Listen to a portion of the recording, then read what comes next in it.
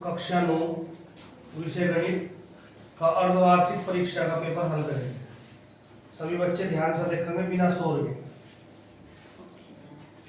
अर्धवार्षिक परीक्षा कक्षा 9 विषय गणित सन 2025 और 26।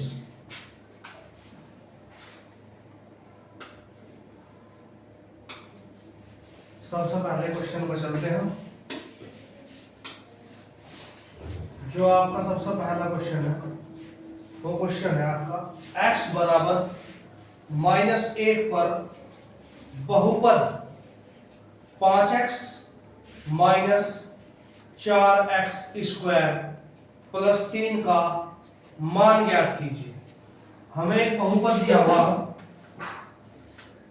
बहुपद है हमारे पास 5x माइनस 4x की पावर 2 और प्लस 3, और हमें कहा गया है कि हमें x की वैल्यू कितनी लेनी है। x की वैल्यू लेनी माइनस के 1। आवाज किसी की नाम, x की जो वैल्यू रखनी हो माइनस के 1 रखनी हो। x बराबर -1 पर, x बराबर -1 पर, तो हम अपने क्वेश्चन में जहां भी हमारे बहुपद में x होगा, जहां पर भी हमारे बहुपद में x होगा, हमें उसके स्थान पर क्या रखना, माइनस के 1। तो देखो ये क्या लिख दिया 5, और x की जगह हमने रख दिया माइनस के 1। इसके बाद -4 और x के स्थान पर रख दिया माइनस के 1। माइनस के 1 का यहाँ पर क्या होगा, स्क्वायर, तो माइनस के यहाँ पर 1 का भी क्या होगा, स्क्वायर, और फिर हमारा प्लस के 3।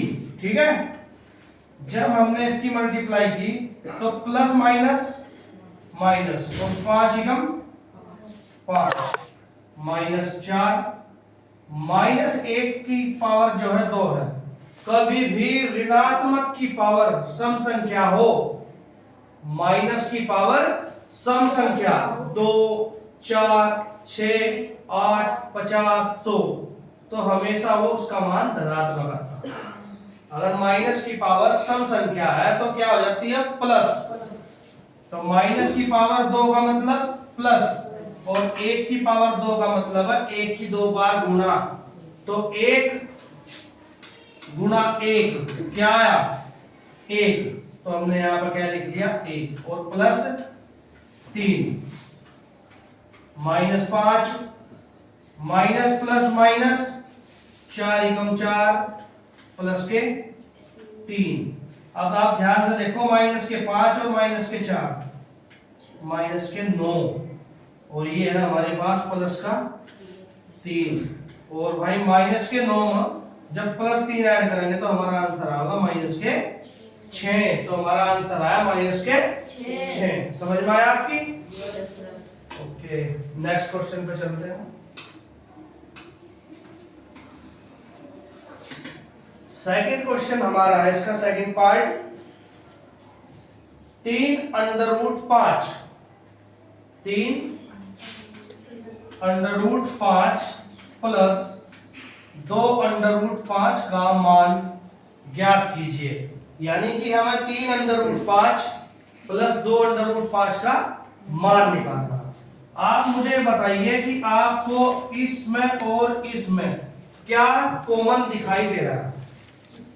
हमें दिखाई दे रहा अंडर रूट 5, तो हमने यहां से जो है कॉमन ले लिया अंडर रूट 5। तो देखो अंडर रूट 5 यहां से लिया तो यहां पर क्या बचा, 3, बीच में क्या है प्लस, यहां से अंडर रूट 5 कॉमन लिया तो क्या बचा 2, क्या बचा 2। तो 3 और 2 कितने होते हैं, 5, और ये क्या था अंडर रूट 5, तो हमारा आंसर आता 5 अंडर रूट 5। ठीक है बेटा, नेक्स्ट क्वेश्चन पे चलते हैं।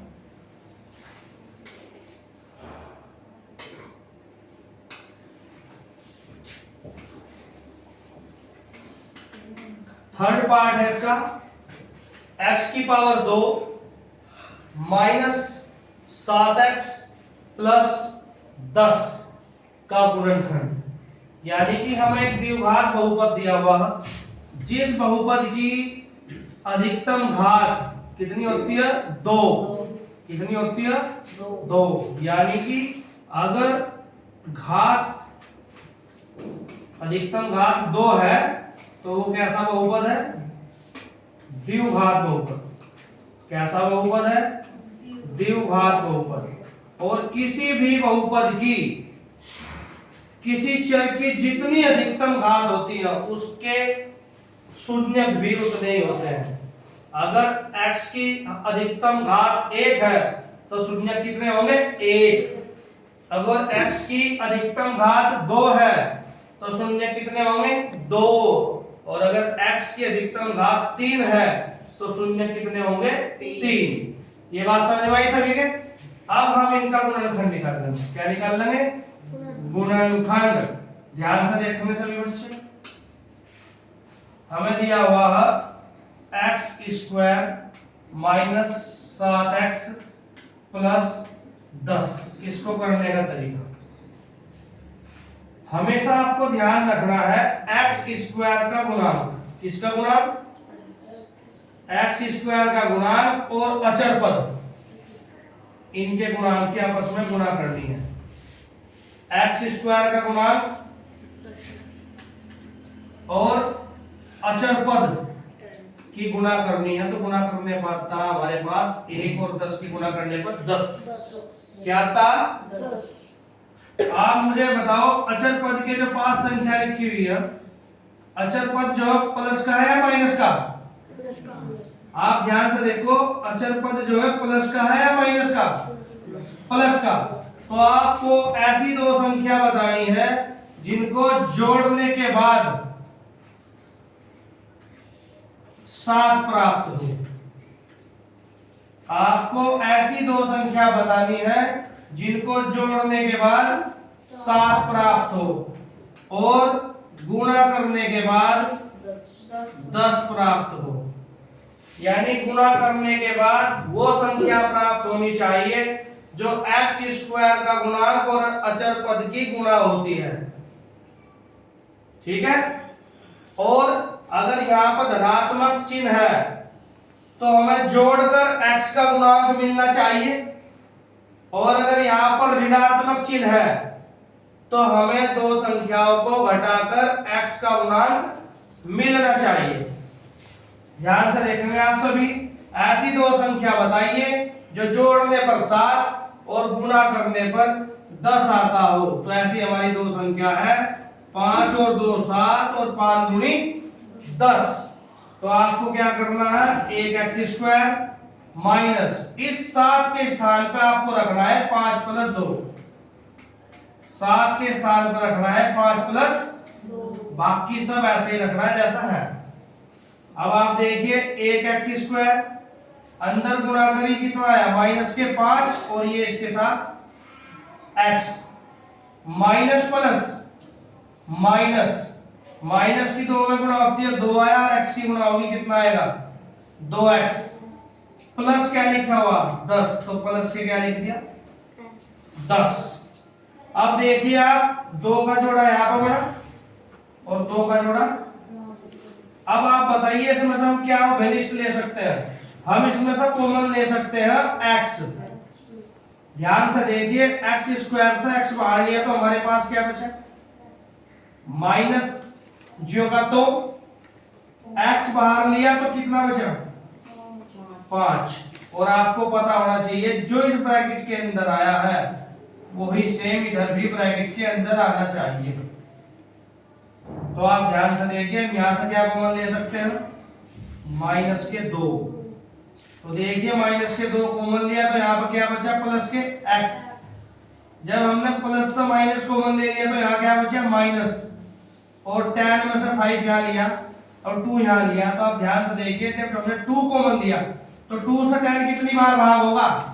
5। 2 पंजे 10। और दोनों आप देखोगे, दोनों ब्रैकेट में आपको सेम दिखाई देगा। आ गया? आप इन दोनों में से एक लेंगे, x माइनस के 5, और एक लेंगे x माइनस 2। अब आप बताइए इसकी सब अधिकतम घात कितनी थी और कितने गुणनखंड मिले। तो जितनी बहुपद की अधिकतम घात होती है उतने ही उसके क्या होते हैं गुणनखंड, और उतने ही उसके क्या होते हैं शून्यक। ये बात समझ में आई सभी के। नेक्स्ट चलते हैं।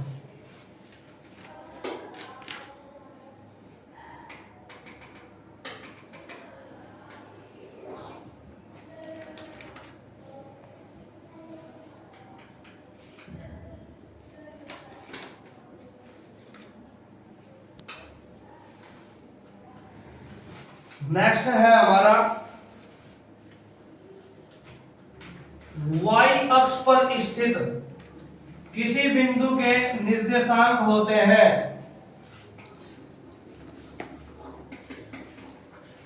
y अक्ष पर स्थित किसी बिंदु के निर्देशांक होते हैं। ध्यान से सुनेंगे सभी। आपको पता होना चाहिए ये होती है x अक्ष। क्या होती है बेटे x अक्ष। जो क्षैतिज लाइन होती है, क्षैतिज रेखा वो x अक्ष, और जो ऊर्ध्वाधर होती है वो होती है y अक्ष। ठीक है। और जहां ये दोनों अक्ष एक दूसरे को प्रतिच्छेद करती हैं, क्या करती हैं, उसको बोलते हैं मूल बिंदु। क्या बोलते हैं मूल बिंदु। और मूल बिंदु के निर्देशांक होते हैं 0,0। क्या होते हैं 0,0। उसने कहा y अक्ष पर स्थित, y अक्ष पर स्थित किसी बिंदु के निर्देशांक।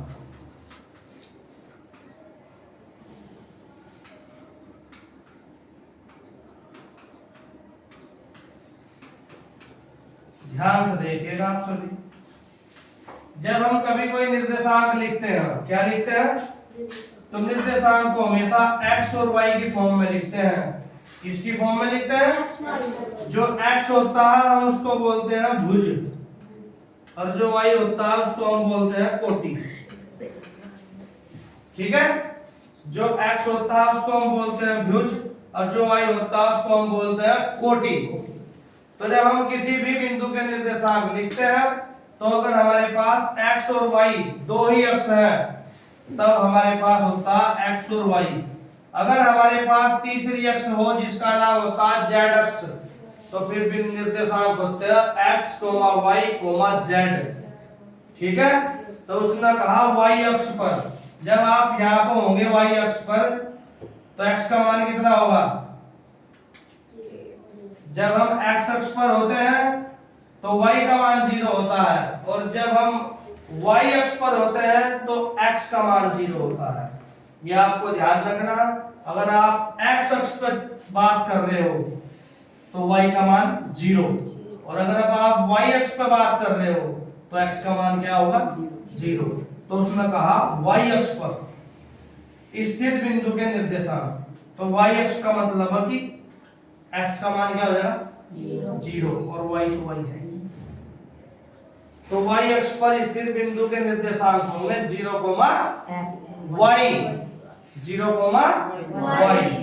नेक्स्ट क्वेश्चन पर चलते हैं।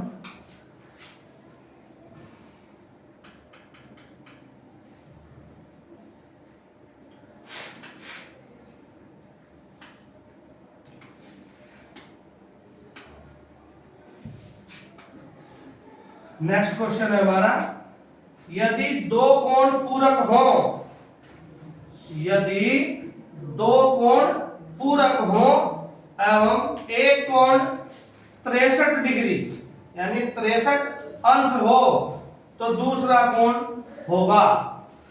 अब ध्यान रखना बात, जब ये कहा गया है कि दो कोण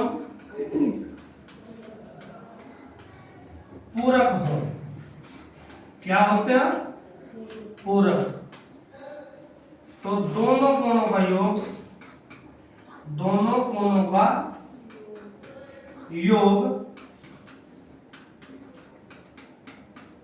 90 डिग्री होता है।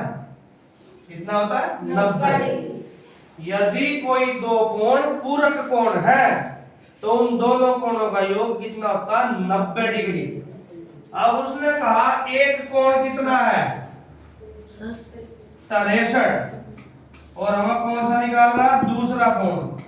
तो आपको पता है दो कोणों का योग कितना होता है 90 डिग्री, और एक कोण कितना दिया है 63 डिग्री। तो आप उसमें से क्या कर दोगे, माइनस कर दोगे। 10 में से 3 जाएगा 7, 8 में से 6 जाएगा, तो हमारा जो आंसर होगा वो होगा 27 डिग्री। बात समझ में आई? HCF आज का जो हमारा टॉपिक है वो है HCF। HCF का मतलब होता है highest common factor. Highest common factor. आप इसको हिंदी में जब पढ़ते हो तो इसका नाम होता है मैथ है। क्या नाम होता है इसका? मैथ है, यानी कि महत्तम समापवर्तक।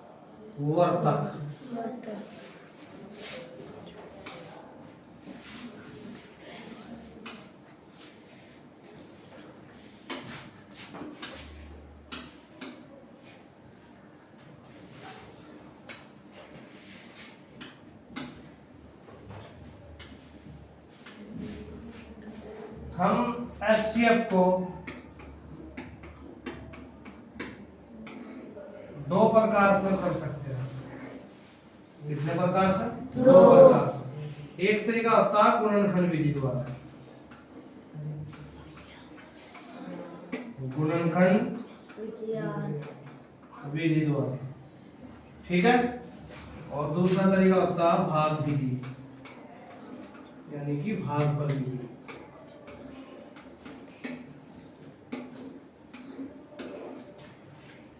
एक तरीका होता है गुणनखंड विधि, एक तरीका होता है भागफल विधि। हम HCF कर सकते हैं दो तरीके से कर सकते हैं, एक गुणनखंड विधि और दूसरी भागफल विधि, यानी कि भाग विधि।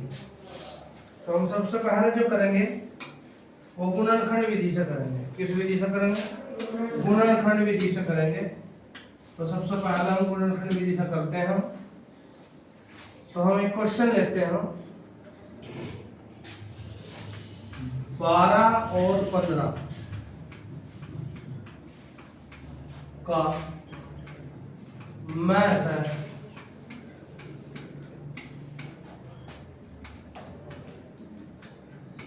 गुणनखंड विधि द्वारा कीजिए।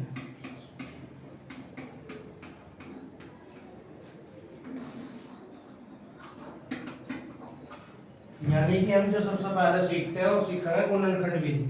कौन सी विधि? गुणनखंड विधि। और हमें दो संख्या दी हुई है, एक संख्या है 12 और एक संख्या है 15। तो हमें 12 और 15 दो संख्याओं का गुणनखंड विधि से निकालना मैथ है, यानी कि HCF। संख्या है 12 और 15,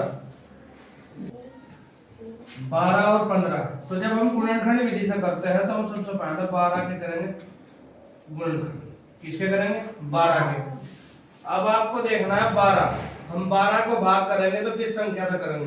तो आपको पहले भी बताया गया है, जिस संख्या का इकाई अंक 2, 4, 6, 8 या 0 हो, जिस संख्या का इकाई अंक 2, 4, 6, 8 या 0 हो, हम उसको किस संख्या से काट सकते हैं? 2 से। तो हम इसको 2 से कट करेंगे, 2 छुकी 12। अब 6 को 2 से कट करेंगे, 2 तिया 6। 3 को 3 से कट करेंगे तो हमारा आ गया 1। ऐसा ही हमें 15 को लेना है। 15 में इकाई अंक क्या है? 5। आपको हमेशा ध्यान रखना है, अगर किसी भी संख्या का इकाई अंक 5 है, किसी भी संख्या का इकाई अंक 5 है, तो वह संख्या 5 से ही विभाजित होगी। यदि किसी संख्या का इकाई अंक 5 है तो वह संख्या 5 से ही विभाजित होगी। एक तरीका तो यह है। दूसरा तरीका है कि ये विषम संख्या है तो 2 से तो नहीं कटेगी, लेकिन आप 2 के बाद 3 से भी देख सकते हो। 3 से काटने के लिए आपके पास जो अंक है आप उनको जोड़ोगे। 1 + 5 कितना हुआ? आपने अंकों का योग किया, कितना है अंकों का योग? 6। तो 6 किससे कटता? 3 से। यदि अंकों का योगफल 3 से कटता है, यदि अंकों का योगफल 3 से विभाजित होता है तो वह संख्या भी 3 से विभाजित होगी। तो इसलिए हम इसको 3 से विभाजित करेंगे। 3 × 5 = 15, 5 5 से होगा 5 × 5। यहां तक सभी की समझ में आई बात?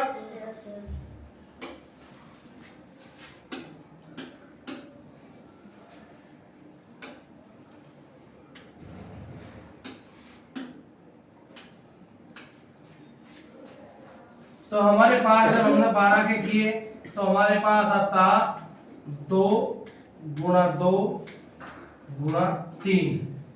जब हमने 15 के किए तो हमारे पास आता है 3 × 5। हमें ये प्राप्त हुआ। इसके बाद आप ध्यान से देखिए कि आपको निकालना HCF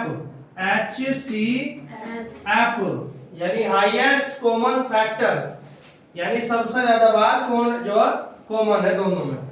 तो आप ये बताइए कि इनमें कॉमन कौन सी संख्या है? इसमें आपको केवल 3 कॉमन दिखाई दे रहा है। क्या दिखाई दे रहा है? केवल 3। तो आपका जो HCF होगा वो 3 होगा। कितना होगा? 3 होगा। ये बात समझ में आई सभी के? ठीक है।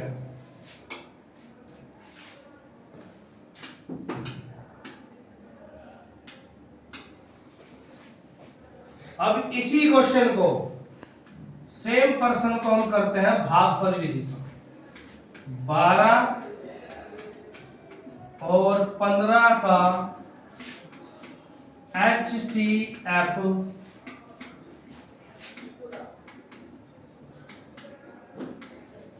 भागफल विधि द्वारा ज्ञात कीजिए। भागफल विधि द्वारा ज्ञात कीजिए। यानी अभी हमने जो सीखा वो गुणनखंड विधि, अब हम सेम पर्सन को किस विधि से करेंगे? भागफल विधि से। तो हम भागफल विधि से करेंगे भाई, ध्यान से देखिए सभी।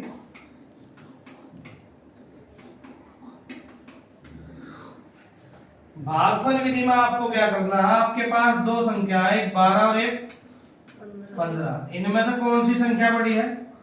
15। और छोटी कौन सी है? 12 है। तो आपको ध्यान रखना है बड़ी संख्या को छोटी संख्या से भाग देना है। बड़ी संख्या को छोटी संख्या से भाग देना है।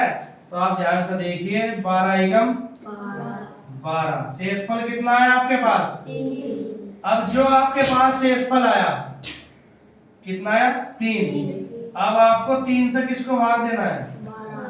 12 को।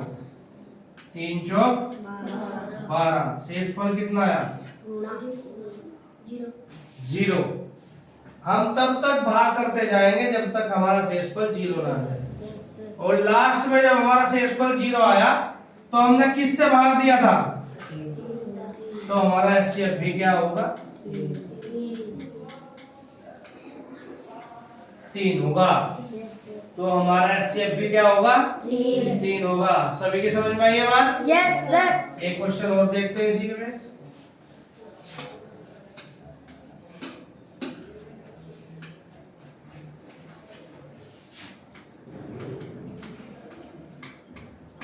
पंद्रह और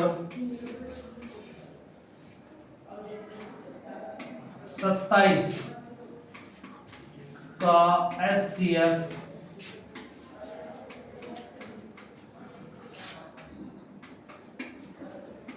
भाग विधि द्वारा ज्ञात कीजिए।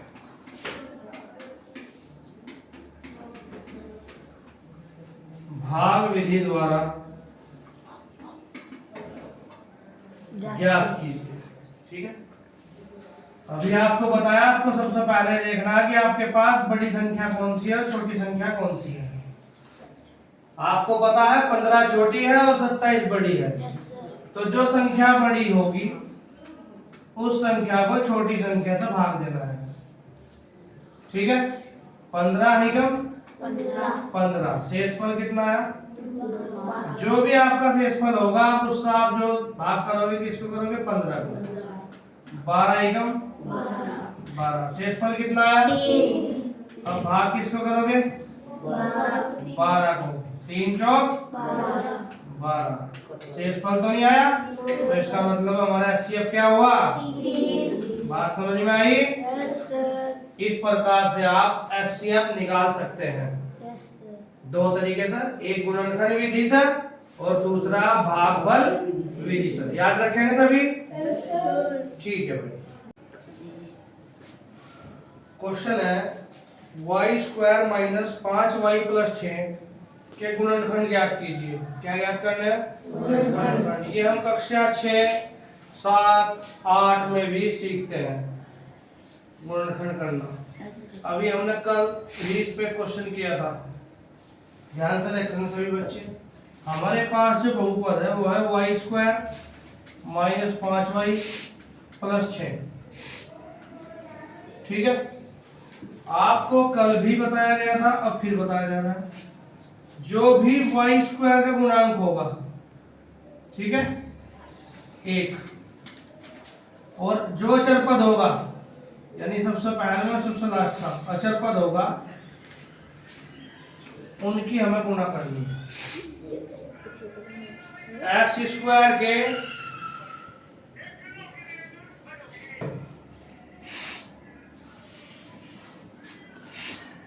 जो y² का गुणांक है 1 और अचर पद कितना है? 6। हम दोनों की गुणा करने के बाद हमें क्या मिलता? 6। अब आपको ऐसे दो नंबर ढूंढने हैं जिनको जोड़ने के बाद, ये साइन दिखाई दे रहा है ना प्लस, अगर प्लस है तो जोड़ने के बाद आना चाहिए, अगर यहाँ पर माइनस होता तो घटाने के बाद आना चाहिए। आपके पास दो ऐसी डिजिट होनी चाहिए जिनको जोड़ने के बाद कितना है? 5, और गुणा करने के बाद कितना है? 6। तो कोई दो ऐसे अंक बताइए जिनकी गुणा करने के बाद 6 आता हो और जोड़ने के बाद 5 आता हो। तो ऐसा है 3 और 2। 3 और 2, तो 3 और 2 को जोड़ दिया 5, और 3 दूनी कितना हुआ? 6। तो आपको करना क्या है? आपको ये करना है, जहां पर आपका 5 लिखा हुआ है आपको लिखना है 3 + 2, बाकी सभी सेम और 100 कम। ये 1 y², इसके अंदर गुणा करिए कितना आएगा? -3, और ये y गुणा है तो इसके साथ क्या आ गया? y, माइनस प्लस माइनस, इसकी इसमें मल्टीप्लाई करिए कितना है? 2, और y है तो y साथ में है प्लस के 6। अब हमने क्या किया? दो को अंडरलाइन कर लिया। 1 y² - 3y, सम कॉमन ले सकते हैं y। क्या कॉमन ले सकते हैं? y। हमने यहां से y कॉमन लिया तो क्या बचे? y बचे, माइनस है ये। यहां से y कॉमन लिया तो कितना बचा? 3 बचे। अब आप इधर से देखो, इधर से हम एक तो कॉमन क्या लेंगे? माइनस, और एक क्या कॉमन ले सकते हैं? 2 और 6 में से 2। तो आप देखिए -2 बाहर आया तो क्या बचा? y, माइनस बाहर आया प्लस से तो क्या बचा? माइनस, और 2 से 6 को भाग देंगे तो कितना आएगा? और हमारा क्वेश्चन तभी सही होगा अगर दोनों ब्रैकेट में सेम चीज दिखाई दे। तो दोनों ब्रैकेट में आया y - 3, y - 3, तो आप इनमें से एक लिख देंगे y - 3, और एक आएगा ये y - 2। यही है इसके गुणनखंड। यही क्या है इसके? गुणनखंड। ठीक है भाई, नेक्स्ट क्वेश्चन पे चलते हैं।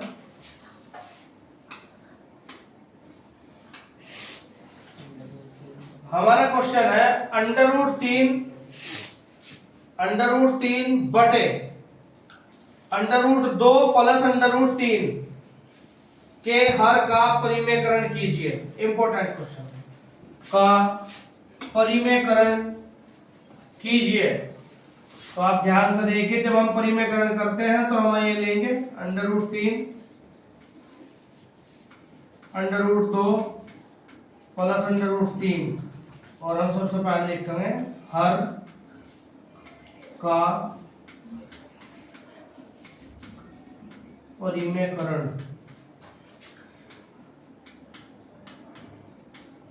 करने पर। और जब हम हर का परिमेयकरण करते हैं तो आपको ध्यान देना है, आपका हर क्या है 2 प्लस √3, 2 प्लस √3। तो आपको ध्यान देना है कि जो भी आपका हर होगा उसका आपको चिन्ह चेंज करने के बाद मल्टीप्लाई करनी है। जैसे लिखा है √2 प्लस √3, तो आपका यहाँ पर क्या लिखा है प्लस, तो आपको गुणा करनी है √2 माइनस √3। वही गुणा आप अंश में करोगे और वही गुणा आप हर में करोगे। अगर यहाँ पे प्लस है तो यहाँ माइनस होगा, अगर यहाँ पे माइनस है तो यहाँ पे प्लस होगा। यानी विपरीत चिन्ह बदलने के बाद हमें उसकी अंश और हर में गुणा करनी है। अब आप ध्यान से देखिएगा, जब आप इसकी गुणा इसमें करोगे तो √3 तो अकेला रहेगा, ये ब्रैकेट इसके साथ आएगा, बैठ जाएगा। कोई समस्या? √3 किसके साथ मल्टीप्लाई की तो ये √3 आ गया और ये ब्रैकेट में आ गया √2 माइनस √3। अब ध्यान से देखिए, आपने एक सर्वसमीका पढ़ी है,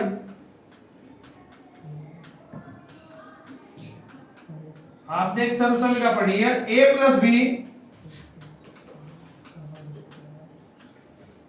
a माइनस बी। अगर आप इसे ध्यान से देखते हैं तो आपको सेम चीज दिखाई देती है, सिर्फ चेंज है तो सिर्फ चिन्ह, एक के पास प्लस और एक के पास, तो ये सर्वसमीका अप्लाई होगी a plus B a minus B equal to a² minus b²। ठीक है, अब देखो आप a के स्थान पर आपको क्या दिखाई दे रहा है √2, तो इसका क्या कर दिया स्क्वायर, उसके बाद क्या लगा दिया माइनस, b के स्थान पर दिखाया √3, इसका भी क्या कर दिया स्क्वायर। ठीक है, इसके बाद √3 √2 माइनस √3, इसमें कोई चेंज नहीं होगा। √2 का जब स्क्वायर करेंगे तो स्क्वायर से रूट कट जाएगा तो क्या आएगा 2, स्क्वायर से रूट कट जाएगा तो क्या आएगा 3।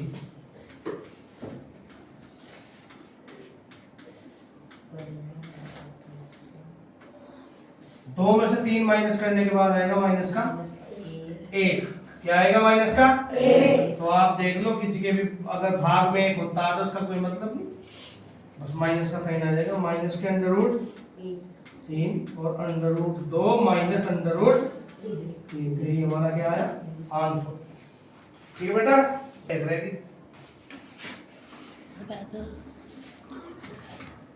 क्वेश्चन देखिए सभी ध्यान से, आवाज नहीं। 1/7 व 2/7 के बीच एक अपरिमेय संख्या ज्ञात कीजिए। 1/7 और 2/7 के बीच एक अपरिमेय संख्या ज्ञात कीजिए।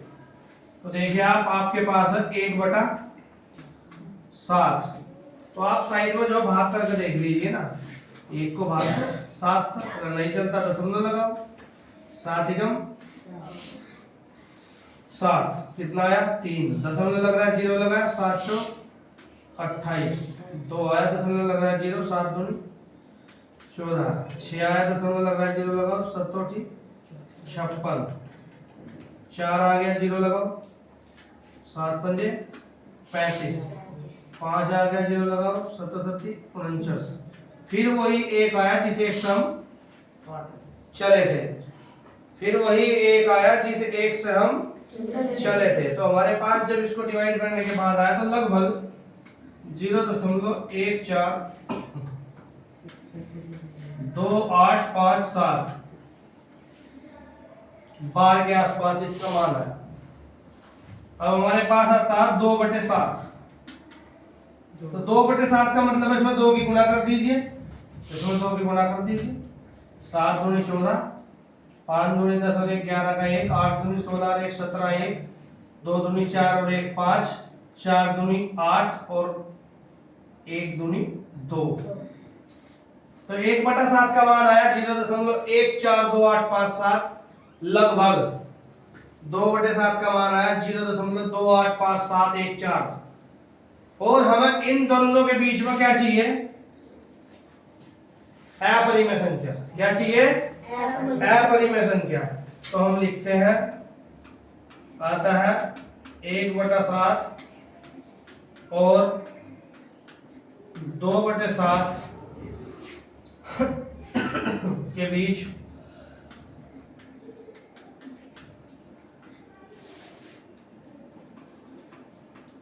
अनावसानी व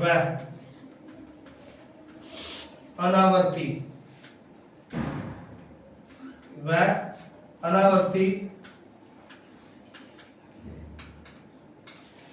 दशमलव प्रसार वाली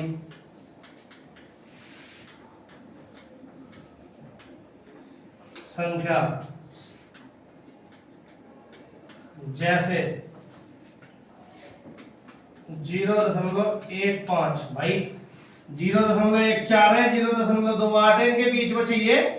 तो 0.155 संख्या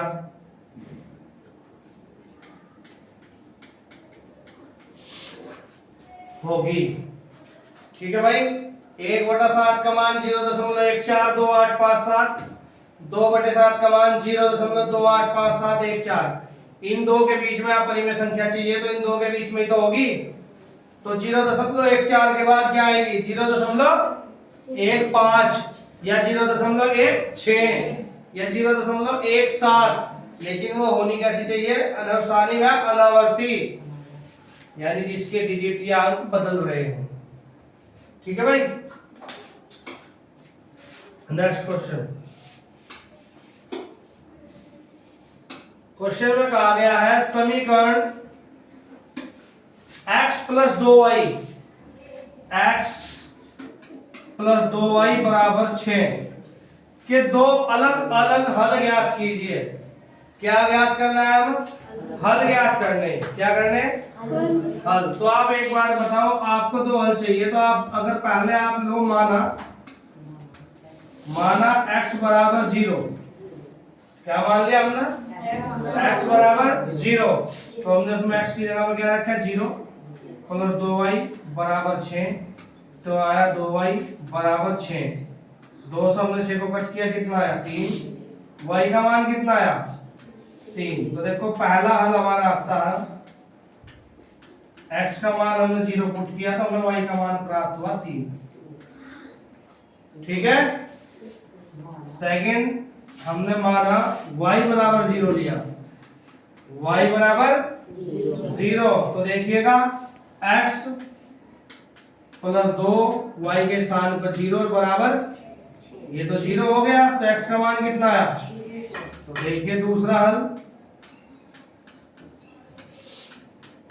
x का मान 6 मिलता है अगर हम y का मान क्या रखते हैं? 0। ये समीकरण के हमने दो हल निकाल दिए। ठीक है भाई। नेक्स्ट क्वेश्चन देखते हैं।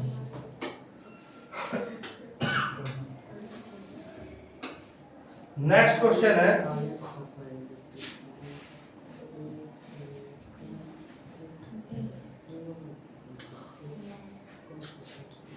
दर्शाइए कि एक आयत का प्रत्येक कोण एक समकोण होता है। दर्शाइए कि एक आयत का प्रत्येक कोण समकोण होता है। प्रत्येक कोण का मतलब है कि प्रत्येक कोण 90 डिग्री। क्या होता है? 90 डिग्री। ध्यान से देखिएगा, सभी इंपॉर्टेंट है भाई।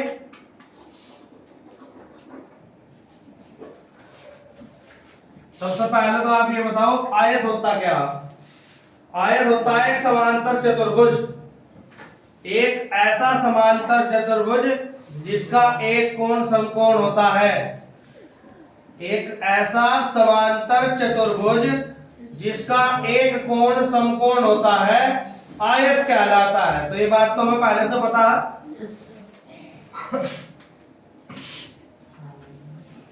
हम जानते हैं कि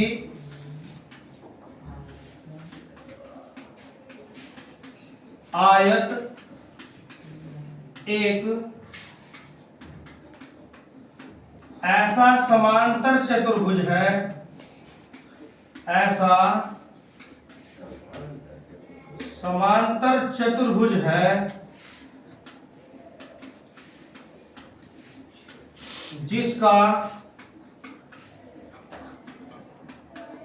एक कोण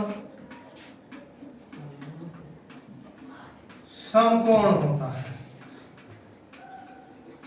यानी ये कंडीशन हमें पहले से पता है कि आयत एक समांतर चतुर्भुज है और ऐसा चतुर्भुज है जिसका एक कोण समकोण होता है। ठीक है जी, यानी कि ये एक समांतर चतुर्भुज है और इसका एक कोण जो क्या होता है, समकोण होता है। क्या होता है? समकोण होता है।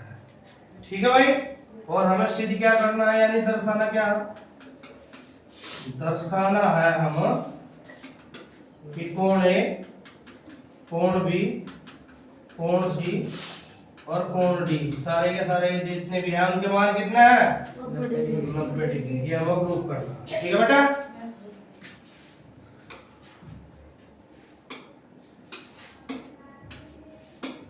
ध्यान से देखो। अब हमने क्या माना? हमने माना ए बी सी डी एक आयत है। ए बी सी डी एक आयत है और कोण ए बराबर 90 डिग्री है। क्योंकि हमें कंडीशन ये पता है कि उसका एक कोण 90 डिग्री का होता है, उसका एक कोण 90 डिग्री का होता है। यहाँ तक सभी को कोई परेशानी तो नहीं? अभी आपने चित्र में देखा तो आपने देखा जो ए बी है वो डीसी के समांतर है। जो ए बी है, जो ए बी है वो डीसी के समांतर है समांतर। तो इसका मतलब है कि जो ये लाइन है, या वो तो हमारी मर्जी होती है हम कौन सा लेना चाह, जैसा हमने ले लिया वो तो हमारी मर्जी रहती है। हम ये लेते हैं ए बी सी डी। ठीक है, तो ये लाइन इस लाइन के समांतर है। तो जो ए बी है किसका काम कर रही है? तिर्यक रेखा। किसका काम कर रही है? तिर्यक रेखा। लिख भी देते हैं, ए बी एक तिर्यक रेखा है। ए बी एक तिर्यक रेखा है। क्या है भाई? तिर्यक रेखा है। इसीलिए जब ए बी एक तिर्यक रेखा है तो उसका जो कोण ए है और कोण बी, कोण ए और कोण बी वो कितना होगा? 180 डिग्री। एक रेखा पर, एक तिर्यक रेखा पर बने दोनों कोणों का योग क्या होगा? 180 डिग्री। और ए का मान कितना है? 90। ए का मान कितना है? 90। तो ये 90 उधर जाएगा तो माइनस हो जाएगा। 180 में से 90 जाएगा तो कितना बचेगा? तो बी का मान भी कितना आया? आ गया। परेशान नहीं कोई कुछ? नहीं कोई बार बार बोलना है ना 90। पढ़ाई के साथ साथ अनुशासन और तमीज भी आवश्यक है ना शायद। हो गया इतना। इसके बाद हमारे पास ए की वैल्यू भी 90 डिग्री, बी का मान भी 90 डिग्री, लेकिन हमें चाहिए सी और डी। तो ध्यान से देखिए,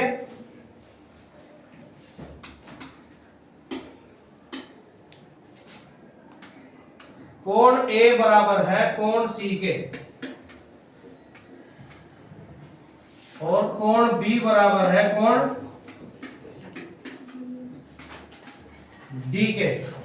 यानी कोण ए बराबर है कोण सी के और कोण बी बराबर है कोण डी के। क्यों बराबर है? आपने स्टार्टिंग में पढ़ा था समांतर चतुर्भुज। तो समांतर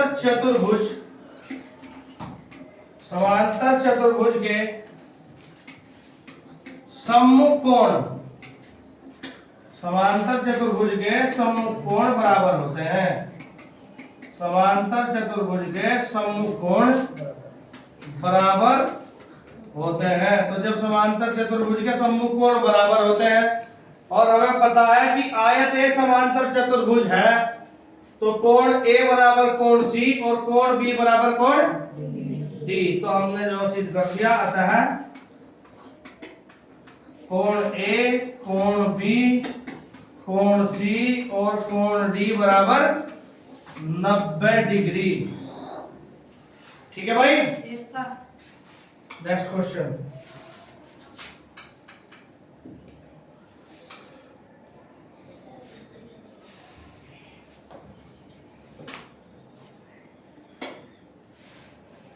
अब देखिए, चित्र दिखाई दे रहा है सभी को? Yes sir. चित्र में AOC, ध्यान से देखिए, AOC यानी ये कौन, प्लस BOD यानी कि ये कौन कितना है, 90 डिग्री। तो जो दिया हुआ है उसको पहले हम लिखते हैं, दिया है तो हमको दिया है कोण AOC प्लस कोण BOD बराबर 90 डिग्री। ये हमें पहले से ही दिया है। और ज्ञात क्या करना है बेटा, COD। ज्ञात क्या करना है, COD। तो ध्यान से देखिए, ज्ञात करना है COD यानी ये वाला। ठीक है, आप ध्यान से देखो, AOB आपको एक सरल रेखा दिखाई दे रही, ध्यान से देखना, AOB ये दिखाई दे रहा है आपको। और ये टोटल जो कोण होता है कितना होता है, 180 डिग्री। कितना होता है ये कोण, 180 डिग्री। इस रेखा AB रेखा पर पड़ने वाला कोण कितना है, 180 डिग्री ना। तो देखना कौन कौन से कोण है, ध्यान से। एक तो है ये वाला कोण AOC, कोण AOC ये हो गया। अब इस वाले बात हैं COD। आप इसको समझने के लिए अलग अलग कलर का भी यूज कर सकते हो। जैसे ये हो गया हमारा AOC हो गया, इसको इससे दर्शा दिया हमने। अब आप ध्यान से देखिए COD, तो यहीं से चलेंगे COD, तो ये कौन हो गया हमारा COD। इसको हम इससे दर्शा देंगे, हो गया COD प्लस। अब है हमारा कोण BOD, क्या है BOD ये वाला, ये जो बन रहा है क्या है BOD बराबर। इनका जो समय कितना होगा, 180। यहां तक कोई समस्या? अब ध्यान से देखिए, AOC प्लस BOD,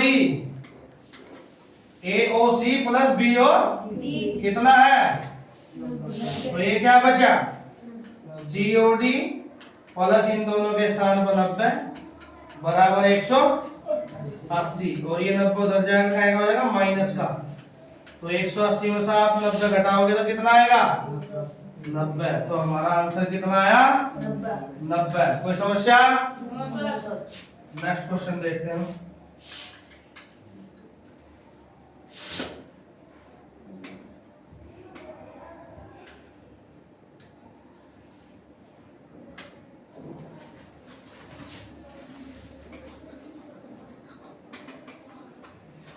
सर्व समीकाएं या सर्व समीका प्रयोग करके इनका मान ज्ञात कीजिए।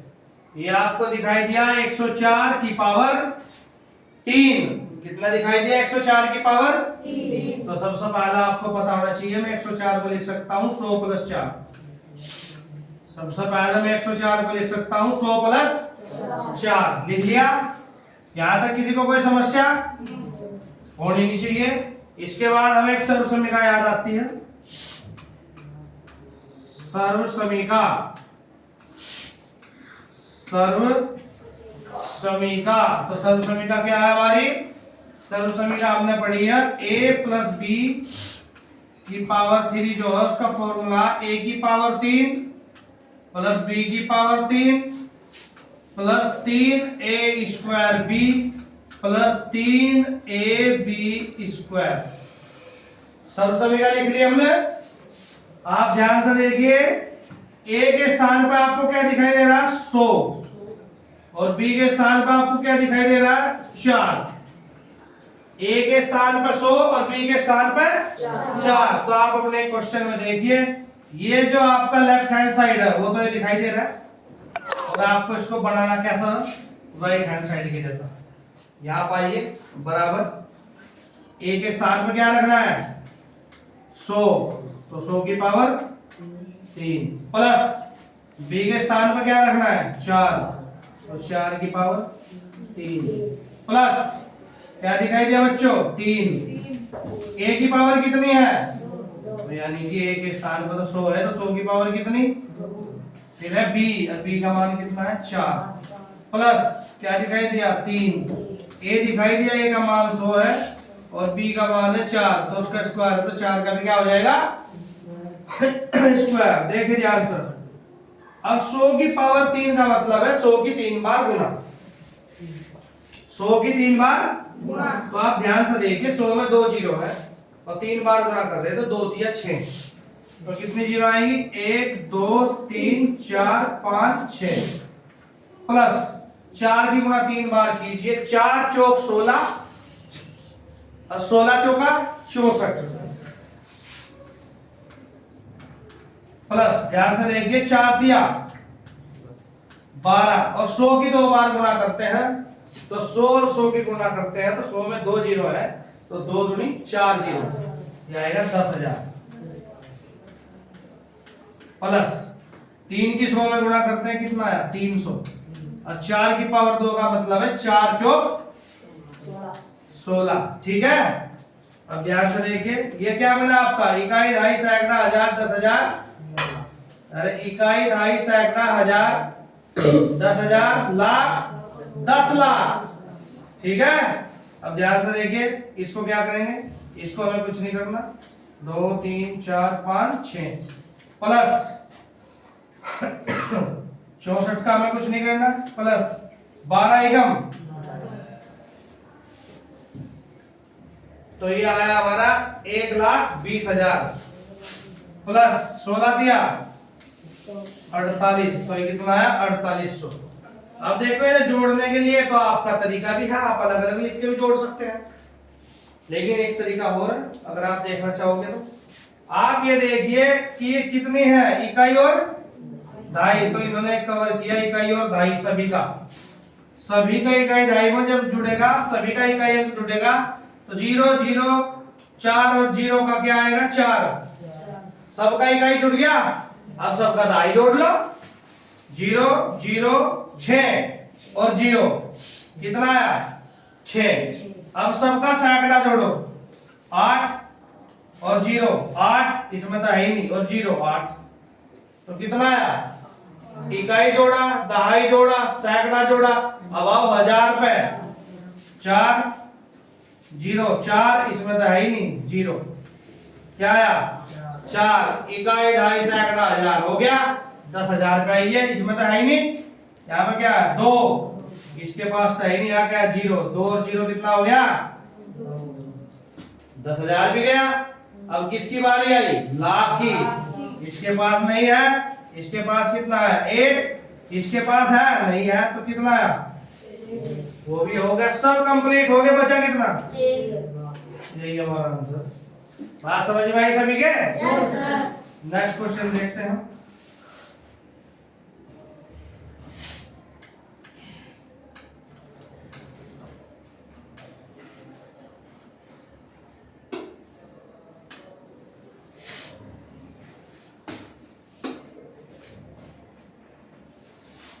यूक्लिड के किन्हीं 4 अवधारणाओं का वर्णन कीजिए। यूक्लिड द्वारा हमें अवधारणाएं दी गई हैं, यूक्लिड द्वारा हमें अवधारणाएं दी गई हैं जिनमें से किन्हीं 4 का वर्णन करना है।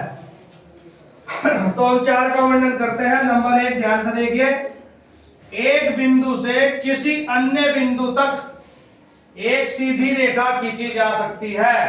यानी हमारे पास एक बिंदु है, ये दूसरा बिंदु है, यहां से यहां तक एक सीधी रेखा खींची जा सकती है। दूसरी विधारणा है एक शांत रेखा को अनिश्चित रूप से बढ़ाया जा सकता है। एक शांत रेखा को, ये रेखा है, अगर आप इसको बढ़ाना चाहो तो अनिश्चित रूप से कितना भी बढ़ाया जा सकता है।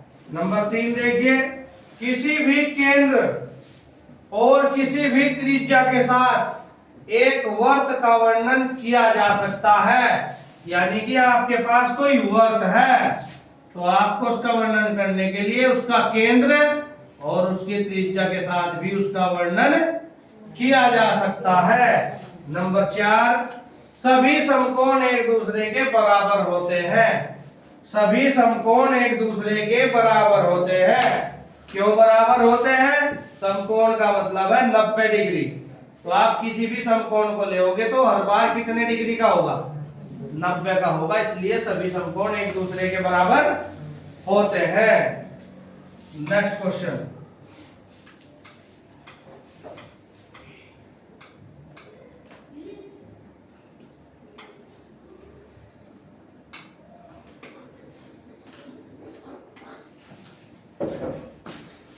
नेक्स्ट क्वेश्चन है हमारे पास, दिखाइए कि 1.27 बार, बार का मतलब बार बार, को P बटे Q के रूप में लिखिए। इसके रूप में लिखना है P बटे। तो सबसे पहला आपका जो काम है वो यह है, माना आप इसको x बराबर ले लीजिए,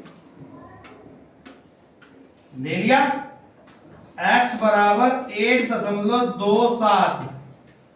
अब देखिए बार 2 और 7 के ऊपर है तो बार बार क्या डिजिट आएगी? 2 7 2 7 dot dot dot dot dot, समीकरण नंबर 1। अब आपको ध्यान रखना है, अगर आपके 2 अंक के ऊपर बार है तो आपको दोनों पक्षों में 100 से गुना करनी है। अगर 3 अंक के ऊपर बार है तो 1000 से गुना करनी है, और अगर 1 अंक के ऊपर बार है तो 10 से गुना करनी है। तो इसमें 2 के ऊपर बार है तो हम क्या करेंगे, दोनों पक्षों में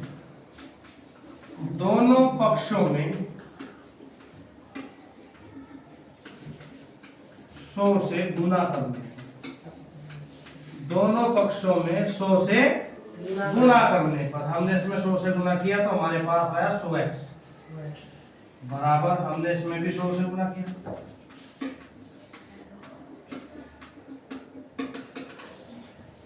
ये आया 100x। जब आप 100 की गुणा करोगे तो दशमलव उतने दाएं हाथ की तरफ खिसक जाएगा। 100 से गुणा कर रहे हैं तो दशमलव 100 में कितनी जीरो है? तो दशमलव 2 अंक खिसक जाएगा। तो दशमलव यहां से खिसक कर कहा जाएगा 1 और 1, तो ये आएगा यहाँ पर, और फिर वही बचेगा 2 7 2 7। कितनी बार भी लिख लो कोई रोक नहीं सकता। समीकरण नंबर 2।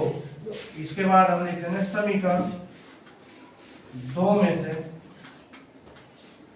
समीकरण 1 को घटाने पर, समीकरण 2 में से समीकरण 1 को, तो आप देखिए इधर क्या 100x, तो 100x में से क्या घटेगा? x। अब इधर देखिए 127.272727 डॉट डॉट डॉट में से क्या घटेगा? 1.272727 डॉट डॉट। 100x में से 1x गया तो कितना बचेगा? और ध्यान से देखिए दशमलव के बाद ये इधर भी सेम और इधर भी सब माइनस हो गया, और 127 में से 1 माइनस करोगे तो कितना आएगा? 100, तो 126 आ गया। और ये इसके का आएगा तो x बराबर आएगा 126 बटा 99, और ये किसकी फॉर्म में आया? ये बटे क्यू की। क्वेश्चन खत्म हो गया। ठीक है भाई।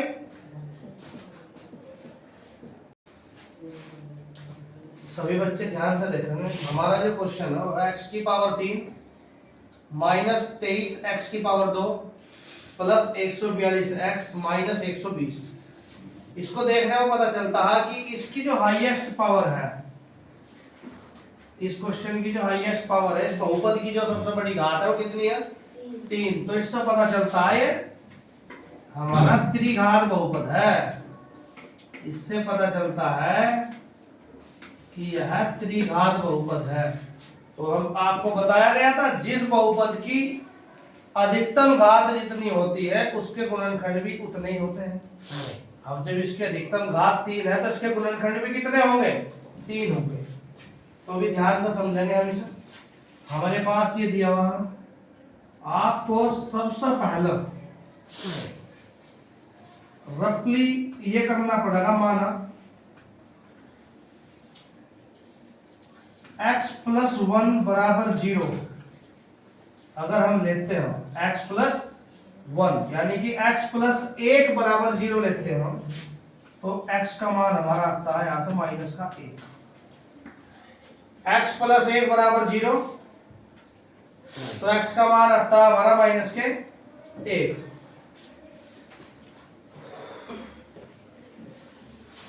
माना x + 1 = 0 लिया तो यहां से अगर 1 इधर जाएगा तो x का मान आएगा -1। तो हमें सबसे पहले इसमें -1 पुट करना है। हमें जहां जहां x हमारे पास हम वहां पर -1 पुट करेंगे।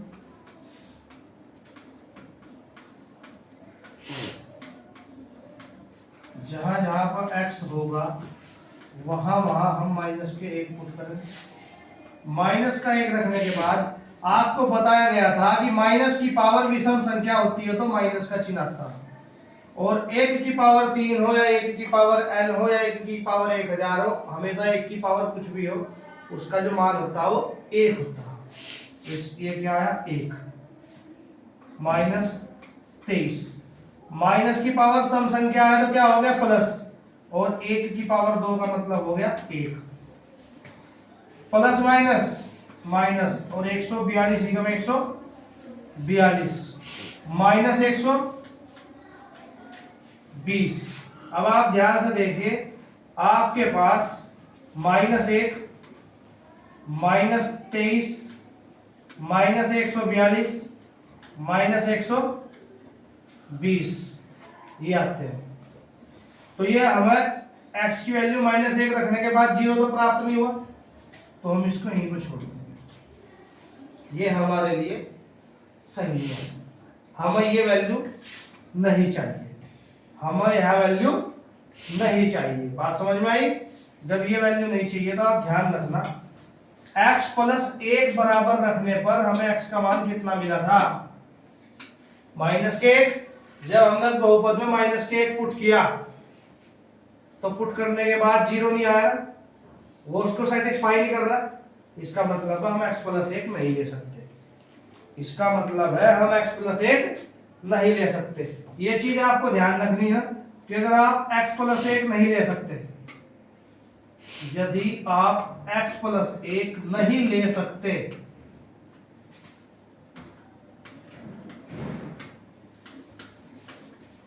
तो फिर आपको लेकर देखना है x - 1। जब आप x - 1 लोगे तो आपको x का मान कितना मिलेगा? +1, क्योंकि x - 1 है और इधर जाकर क्या हो जाएगा प्लस का। एक बार आप x + 1 रखोगे x का मान आएगा -1, उसको हम बहुपद में पुट करेंगे। यदि वह 0 नहीं आता पुट करने के बाद तो इसका मतलब है x + 1 उस बहुपद का गुणनखंड नहीं है। उसके बाद हम क्या लेंगे? x - 1। तो यहां से x का मान कितना आया? 1। अब हम फिर इसमें x के स्थान पर क्या पुट करेंगे? अब 1। तो जहां जहां x लिखा है वहां क्या पुट करेंगे हम? 1। ध्यान से देखते जाइए, जहां जहां पर x है वहां वहां हमने 1 रख दिया। अब ध्यान से देखिए 1 की पावर 3 1, 1 की पावर 2 1, तो 23 एकम 23 प्लस 142 एकम 142 और माइनस के 120। आप ध्यान से देखिए 142 और 1 प्लस के हो गए 143 और 120 माइनस के और 23 माइनस के भी हो गए 143। तो कितना आया? 0। यदि हमारे पास 1 रखने पर या -1 रखने पर 0 आता तो उसके बाद हम चेक करके नहीं देखेंगे, वहीं रुक जाएंगे। अब हमने जो 0 आया हमारा किस पर आया? x - 1 पर। किस पर आया? x - 1 पर। तो अब आपको ध्यान रखना है कि 0 जो हमारा आया है वो किस पर आया है, x माइनस 1 पर। तो थोड़ा ध्यान देना इस बात पे, इंपॉर्टेंट चीज है। x की पावर 3 माइनस 23 x की पावर 2 प्लस 142x माइनस 120 हमारे पास ये था। और हमारा जो 0 आया है वो जो आया है वो किस पे आया है, वो आया है x माइनस 1 पर। तो हमें 3 बार लिखना x minus 1, x minus 1, x minus 1, x minus 1 लिख दिया 3 बार। ध्यान से समझेंगे सभी। आप ये बताइए, हमें चाहिए x की पावर 3 और यहां पर क्या लिखा हुआ x, तो हम यहां पर x की पावर 2 की गुणा करेंगे। तो आप ध्यान से देखिए, x की पावर 2 की गुणा x में करेंगे तो कितना आएगा, x की पावर 3, और हमें क्या चाहिए थी, x की पावर 3। तो हमें एक टर्म तो मिल चुकी। जब हमने x स्क्वायर के अंदर गुणा की तो क्या है हमारे पास, माइनस के x स्क्वायर। जब हमने x स्क्वायर की 1 में गुणा की तो हमारे पास आया माइनस के x स्क्वायर। और हमें चाहिए कितने, माइनस के 23x स्क्वायर। हमारे पास इसमें गुणा करने के बाद आया माइनस के x स्क्वायर, और हमें चाहिए कितने, माइनस के 23x स्क्वायर। तो हमारे पास कितने की कमी है, माइनस के 22x स्क्वायर। हमारे पास कितने की कमी है, माइनस के 22x स्क्वायर की। तो आप ध्यान से देखिए, x तो यहां लिखा है, मैंने यहां लिख दिया माइनस के 22x। मुझे माइनस के 22 की कमी थी तो मैंने माइनस के 22 लिख दिया, और मुझे x स्क्वायर चाहिए, x पहले से मौजूद है तो मैंने एक x लिख दिया, क्योंकि x और x हो जाएगा x स्क्वायर। अब आप इसकी इसमें गुणा करोगे तो माइनस माइनस 22 x और x स्क्वायर, और दोनों को जोड़ने के बाद आएगा माइनस के 23x स्क्वायर। ये टर्म भी हमारी पूरी हो। जब मैंने इसकी इसमें गुणा की तो माइनस माइनस प्लस, और 22x के एक में गुणा करने के बाद आया मेरे पास 22x। हमारे पास आता 22x और मुझे चाहिए कितना, 142x।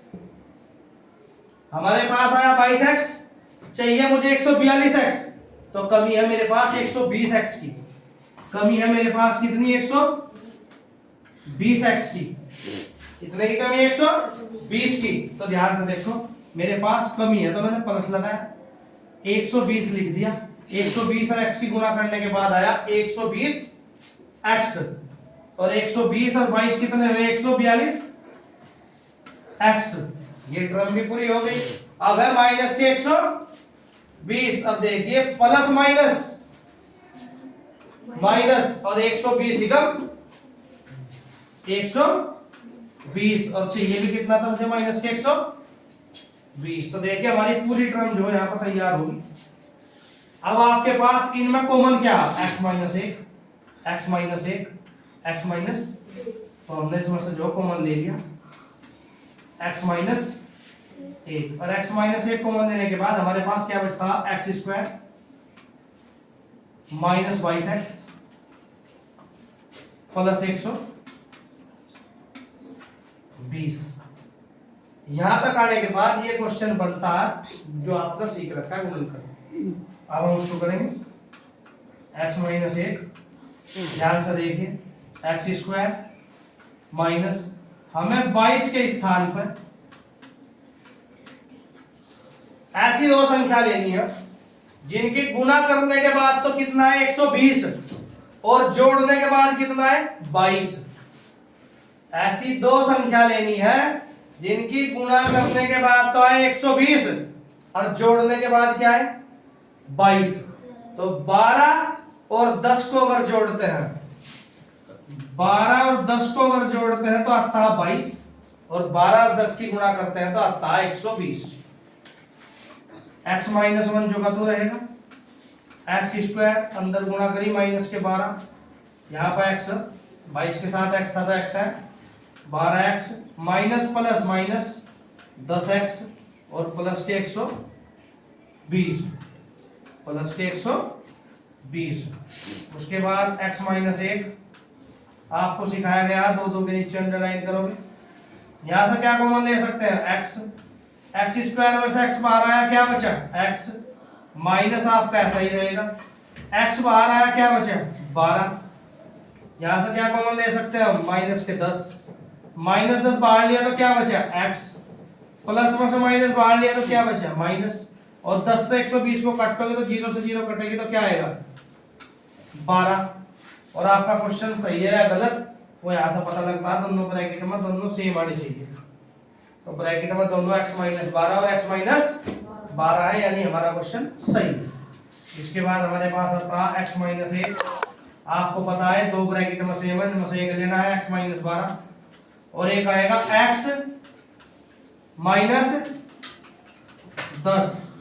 ये हमारा आंसर है। कितने गुणनखंड है, 1 2 3, और सबसे बड़ी इसकी घात कितनी थी 3। तो किसी बहुपद की अधिकतम घात जितनी होती है उसके गुणनखंड भी उतने ही होते हैं। तो क्वेश्चन समझ आया, मोस्ट इंपोर्टेंट क्वेश्चन है। नेक्स्ट क्वेश्चन,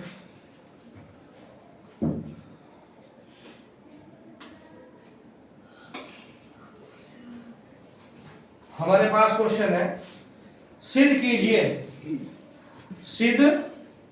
कीजिए कि एक समचतुर्भुज के विकर्ण परस्पर लंब होते हैं। एक समचतुर्भुज के विकर्ण परस्पर लंब होते हैं। लंब का मतलब है 90 डिग्री। जब कोई चीज समांतर होती है तो 0 डिग्री, और जब कोई एक दूसरे के लंबवत होती है तो 90 डिग्री।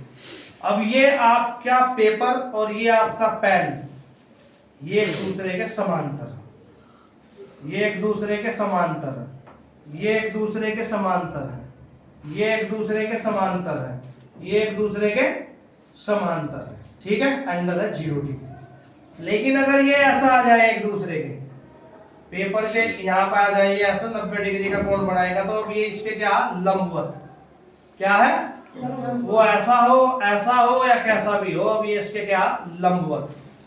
तो क्वेश्चन में कहा है सिद्ध कीजिए एक समचतुर्भुज के विकर्ण परस्पर लंब होते हैं। विकर्ण आपको दिखाई दे रहे, ये एक समचतुर्भुज है, इसका एक विकर्ण है BD, क्या है BD, और एक विकर्ण क्या है AC। एक विकर्ण है BD और एक विकर्ण क्या है AC। तो उसने कहा कि इनके जो विकर्ण होते हैं वो परस्पर लंब होते हैं। तो हमें एंगल करके दिखाना है उनको कि जो इसका एंगल है AOD, क्या है AOD, ये वाला हमें प्रूव करके दिखाना है कि 90 डिग्री होगा, तभी तो लंब होंगे। क्या प्रूव करके दिखाना है 90 डिग्री होगा, ठीक है। आपके क्वेश्चन में कोई चीज गिवन है, कुछ भी गिवन नहीं है। आपके क्वेश्चन में कोई भी ऐसी चीज नहीं है जो गिवन हो, ठीक है। तो आप इसे थोड़ा ध्यान से समझेंगे। इसमें नाम आया है समचतुर्भुज का, किसका समचतुर्भुज का। सबसे पहले हम एक समचतुर्भुज ABCD पर विचार करेंगे। सम चतुर्भुज हमने क्या लिया ABCD पर विचार करते हैं, क्योंकि जो भी हम सिद्ध करेंगे इस चित्र के अनुसार करेंगे। सबसे पहला काम है समचतुर्भुज ABCD पर विचार करेंगे। अब आप एक चीज बताओ, सबको पता है समचतुर्भुज है जो उसकी चारों भुजाएं बराबर होती हैं, लेकिन वो वर्ग नहीं होता। समचतुर्भुज की चारों भुजाएं बराबर होती हैं परंतु वह वर्ग नहीं होता। तो जब हमें पता है समचतुर्भुज है तो हमें पता चला AB बराबर BC, BC बराबर CD और CD बराबर DA। ये हमारे क्षेत्र से कंफर्म हो गया। इसके बाद अब हम इसमें त्रिभुज की बात करते हैं। आपने पढ़ा सर्वांग क्षमता, समरूपता, या तो हमें बहुत सारे सर्वांग क्षमता के नियम, side side side, angle angle angle, या तो कोण बराबर कर लीजिए या भुजा बराबर कर लीजिए। तो आप इसको ध्यान से देखिए, आपको इसमें त्रिभुज दिखाई दिया AOD, कौन सा त्रिभुज दिखाई दिया AOD, और एक त्रिभुज दिखाई दिया COD। भाई ये भी एक त्रिभुज और ये भी एक त्रिभुज। दूसरा त्रिभुज क्या दिखाई दिया, सी ओ डी, तो हमने लिख दिया ए ओ डी और त्रिभुज सी ओ डी में, ए ओ ई और त्रिभुज सी ओ डी में।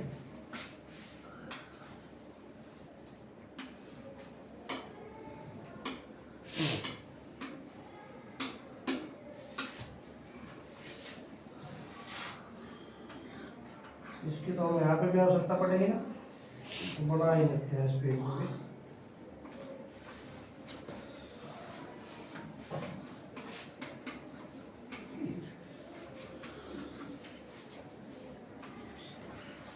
अभी हमने जो त्रिभुज लिए थे वहां पेज की वजह से तो हम यहाँ लिख देते हैं त्रिभुज ए ओ डी और त्रिभुज सी ओ डी, ये दो त्रिभुज लेकर चलेंगे। तो हम इन दो त्रिभुजों को सर्वांगसम करेंगे। क्या करेंगे? तो आपको देखना है इनमें क्या भुजा या कोण बराबर है। तो अपने चित्र को ध्यान से देखिए। तो अगर आप चित्र को देखोगे तो आप ध्यान दोगे ओ ए और इधर क्या ओ सी, ओ ए बराबर है ओ सी के, ओ ए बराबर है ओ सी के। क्यों बराबर है?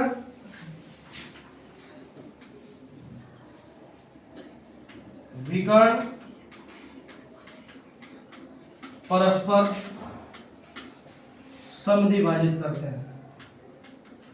जो इसके विकर्ण है परस्पर क्या करते हैं? समद्विभाजित करते हैं। यानी जब हम चतुर्भुजीय पढ़ रहे हैं तो इनके जो विकर्ण है एक दूसरे को समद्विभाजित का मतलब है, सम का मतलब समान, द्विव का मतलब दो, भाजित का मतलब भाग, दो समान भागों में बांटते हैं। तो इसका मतलब है ओ ए और ओ सी दोनों एक दूसरे के बराबर हैं। ओ ए बराबर ओ सी। उसके बाद हम देखते हैं ओ डी। अब देखिए इस त्रिभुज में भी है ओ डी और इस त्रिभुज में भी क्या है? O D. जो ओ डी भुजा है वो दोनों में कॉमन है। क्या है? उभयनिष्ठ। क्या होगी? उभयनिष्ठ। अब आप ध्यान से देखिए, दो चीज होगी, अब हमें तीसरी चाहिए। और हमें पता है कि इस चतुर्भुज की चारों भुजाएं बराबर है। तो जब चारों भुजाएं बराबर हैं तो एडी किसके बराबर होगी? सीडी के। एडी बराबर किसके होगी? सीडी के। हम पहले ही लिख चुके हैं चारों भुजा बराबर है, तो जो सीडी दिखाई दे रही है आपको वो एडी के बराबर होगी। तो हमें देखिए हमने तीन साइड बराबर कर दी, साइड साइड साइड। तो हम लिख सकते हैं साइड साइड साइड सर्वांग समता के नियम से, सर्वांग समता के नियम से त्रिभुज ए ओ डी और सर्वांग सम का साइन ये है त्रिभुज सी ओ डी है। यानी कि जो ए ओ डी है वो सी ओ डी के क्या कर दिया हमने? प्रूफ सर्वांग सम। और जब सर्वांग सम हो जाते हैं तो उसके बाद जो कोण बराबर होने शुरू हो जाते हैं। जब सर्वांग सम हो गया तो इसके बाद हमें पता चल गया ए ओ डी, ए ओ डी किस कोण के बराबर होगा? सी ओ डी के। यानी ये कोण इस कोण के बराबर होगा। तो हम लिखेंगे कोण ए ओ डी बराबर कोण सी ओ डी और बराबर होगा कितना? बताओ क्या लिखना चाहिए? कोण ए ओ डी बराबर है कोण सी ओ डी के। आपको पढ़ाया गया था सीपीसीटी के अनुसार, सीपीसीटी थ्योरम के अनुसार कोण एओडी जो है कोण सीओडी के बराबर होगा। इसके बराबर होने के बाद आप ध्यान से देखिएगा कि जब ये कोण बनता है कितना बनता है? 180। तो कोण एओडी प्लस कोण सीओडी बराबर कितना हुआ? 180। कितना हुआ? अब ध्यान से देखिए एओडी प्लस सीओडी किसके बराबर है? एओडी के। तो मैं सीओडी के स्थान पर फिर से लिख सकता हूं एओडी और बराबर 180 बराबर 180। ध्यान रखना वो चीज। एओडी और एओडी जो होंगे कितने हो जाएंगे? 2 एओडी। कितने हो जाएंगे 2 AOD और बराबर 180। 2 से 180 को कट करेंगे कितना आएगा 90। तो कोण AOD कितना आया 90। कितना आया AOD 90 डिग्री। और हमारे क्वेश्चन में कहा गया था सिद्ध कीजिए कि समचतुर्भुज के विकर्ण परस्पर लंबवत होते हैं, और हमने AOD का मान कितना प्राप्त किया 90। तो हम यहाँ लिखेंगे कहता है कोण AOD बराबर 90 डिग्री प्राप्त होता है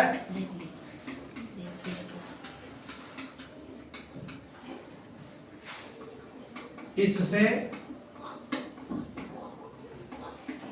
सिद्ध होता है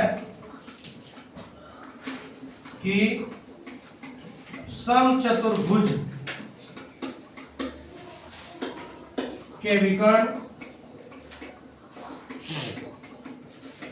परस्पर लंब होते हैं, परस्पर लंब होते हैं। ठीक है बच्चों, नेक्स्ट क्वेश्चन पे चलते हैं।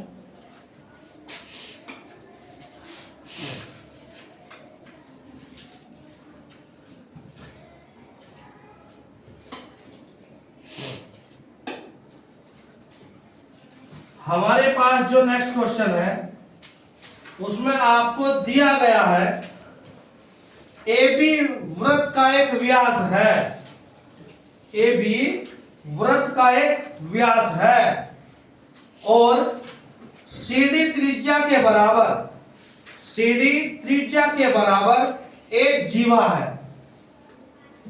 AC और BD बढ़ाए जाने पर एक बिंदु E पर मिलती है। ये हमें दिया गया है, सिद्ध करना है कोण AEB बराबर 90 डिग्री। कोण AEB बराबर 90 डिग्री। इस प्रश्न का चित्र हमारे पास निम्न प्रकार से है, तो आप देख सकते हैं। आपके क्वेश्चन में कहा गया है जो दिया है AB एक वृत्त का व्यास है, AC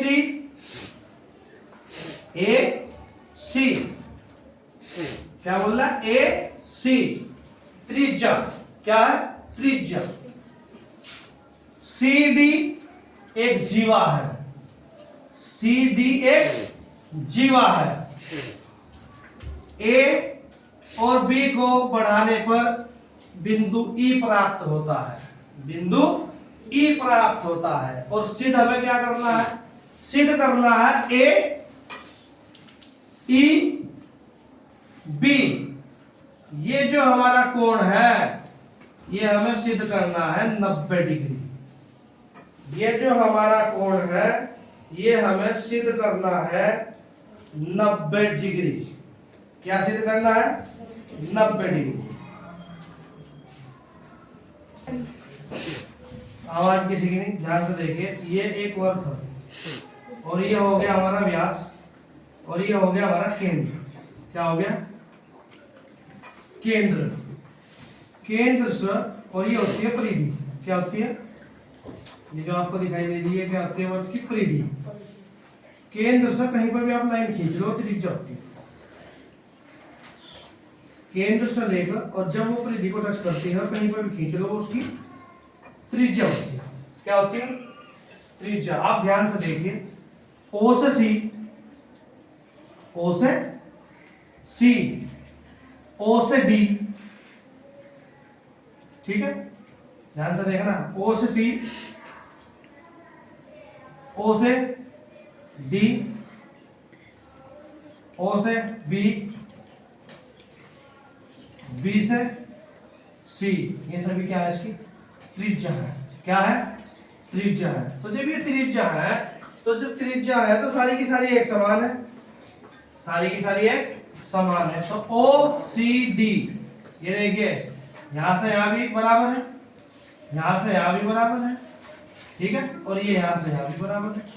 OC और D, तो OCD क्या बनता समबाहु त्रिभुज। कैसा त्रिभुज बनता समबाहु त्रिभुज। समबाहु त्रिभुज का मतलब है जिसकी तीनों भुजा बराबर हो, जिसकी तीनों भुजा बराबर हो। ठीक है, गुणनखंड कीजिए। क्या कीजिए? गुणनखंड कीजिए। आपको एक टर्म दी गई है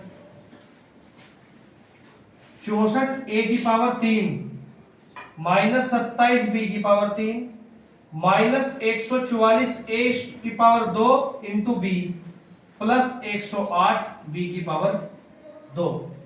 तो आप इस क्वेश्चन को ध्यान से देखिए। इसके लिए हमें एक सर्वसमीकरण याद आती है। सर्वसमीकरण आपने अच्छे से पढ़ रखी है।